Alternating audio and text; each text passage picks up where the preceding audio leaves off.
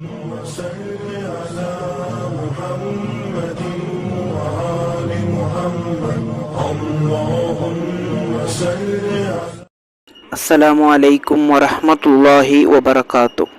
ಬಿಸ್ಮಿಲ್ಲಾ ವಲ್ಹಮ್ದುಲಿಲ್ಲಾ ವಸ್ಸಲಾತು ವಸ್ಸಲಾಮು ಅಲಾ ಅಶ್ರಫಿಲ್ ಮುರ್ಸಲೀನ್ ವ ಅಲಾ ಆಲಿಹಿ ವಸ್ವಹ್ಬಿಹಿ ಅಜ್ಮঈನ್ ಅಮ್ಮಾ ಬಾದ್.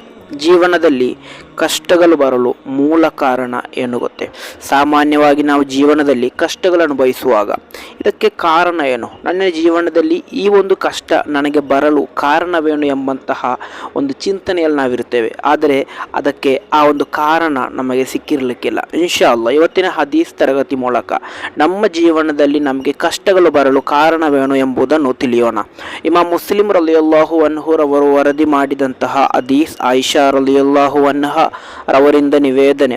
ಕಾಲತ್ ಮಹದಿಯವರು ಹೇಳುತ್ತಾರೆ, ಕಾಲ ರಸೂಲುಲ್ಲಾಹಿ ಸ್ವಲ್ಲಲ್ಲಾಹು ಅಲೈಹಿ ವಸಲ್ಲಂ, ಪ್ರವಾದಿ ಸ್ವಲ್ಲಲ್ಲಾಹು ಅಲೈಹಿ ವಸಲ್ಲಮರು ಹೇಳಿದರು, ಅಲ್ಲಾಹುಮ್ಮ ಮಂ ವಲಿಯ ಮಿನ್ ಅಮ್ರಿ ಉಮ್ಮತಿ ಶೈಅನ್, ಯಾರಾದರೂ ನನ್ನ ಸಮುದಾಯದ ಯಾವುದಾದರೊಂದು ಸಂಗತಿಯನ್ನು ನಿರ್ವಹಿಸುತ್ತೇನೆ ಎಂದು ಮಾತು ಕೊಟ್ಟರೆ, ಅಂದರೆ ಒಂದು ಮಹಲ್ ಕಮಿಟಿಯ ವಿಷಯದಲ್ಲಾಗಲಿ ಅಥವಾ ಒಂದು ಮನೆಯ ವಿಷಯವಾಗಲಿ, ಅದು ನಾನು ನೋಡಿಕೊಳ್ತೇನೆ, ನಾನು ಮಾಡ್ತೇನೆ ಎಂದು ಹೇಳಿ, ಫಶಕ್ಕ ಅಲೈಹಿ, ಆ ಸಂಗತಿಯಲ್ಲಿ ಆತನು ತೀರಾ ನಿಗಾ ವಹಿಸದಿದ್ದರೆ, ಅಂದರೆ ಯಾವುದೇ ಮೈಂಡ್ ಮಾಡದಿದ್ದರೆ, ಅದನ್ನು ಆತನು ನಿರ್ಲಕ್ಷಿಸಿದರೆ, ನಾನು ನೋಡಿಕೊಳ್ಳುತ್ತೇನೆ ಎಂದು ಹೇಳಿ ಅದನ್ನು ಆತನು ಕಡೆಗಣಿಸಿದರೆ, ಫಶ್ಕೊಕ ಅಲೈಹಿ, ಖಂಡಿತವಾಗಿಯೂ ಆತನಿಗೆ ಜೀವನದಲ್ಲಿ ಕಷ್ಟಗಳು ಬರಲಿದೆ, ದುಃಖಗಳು ಬರಲಿದೆ ಎಂದು ಇಲ್ಲಿ ಪ್ರವಾದಿ ಸ್ವಲ್ಲಲ್ಲಾಹು ಅಲೈಹಿ ವಸಲ್ಲಂ ಹೇಳುವಂತಹ ವಿಷಯ ಇದೆ. ನಾವು ಜೀವನದಲ್ಲಿ ಯಾವುದಾದರೂ ಒಂದು ವಿಷಯದಲ್ಲಿ, ಒಂದಾ ಮಹಲ್ ಕಮಿಟಿಯ ವಿಷಯದಲ್ಲಿ ಅಥವಾ ಮತ್ತಿತರ ಸಂಘಟನೆಯ ವಿಷಯದಲ್ಲಿ ಅಥವಾ ಮನೆಯ ವಿಷಯದಲ್ಲಾಗಲಿ, ಮನೆಯಲ್ಲಿ ವೆಚ್ಚ ಕೊಡಬೇಕಾದಂತಹ ಸಂಗತಿಯಲ್ಲಿ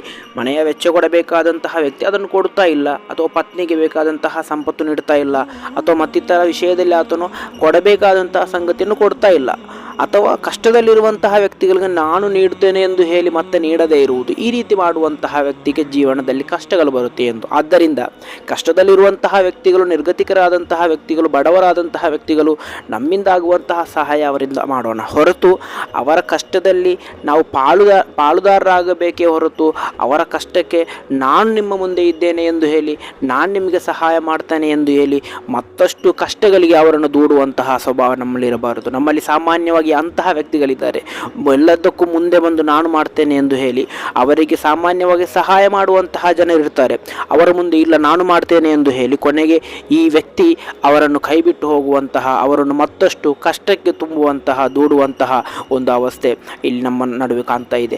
ಆದ್ದರಿಂದ ಕಷ್ಟದಲ್ಲಿರುವಂತಹ ವ್ಯಕ್ತಿಗಳಿಗೆ, ದುಃಖದಲ್ಲಿರುವಂತಹ ವ್ಯಕ್ತಿಗಳಿಗೆ ಅವರ ಕಷ್ಟದಲ್ಲೋ ಅವರ ದುಃಖದಲ್ಲೋ ನೀವು ಪಾಲುದಾರರಾಗಿ ಹೊರತು ಆ ಕಷ್ಟಕ್ಕೆ ಆ ದುಃಖಕ್ಕೆ ನೀವು ಕಾರಣರಾಗಬೇಡಿ.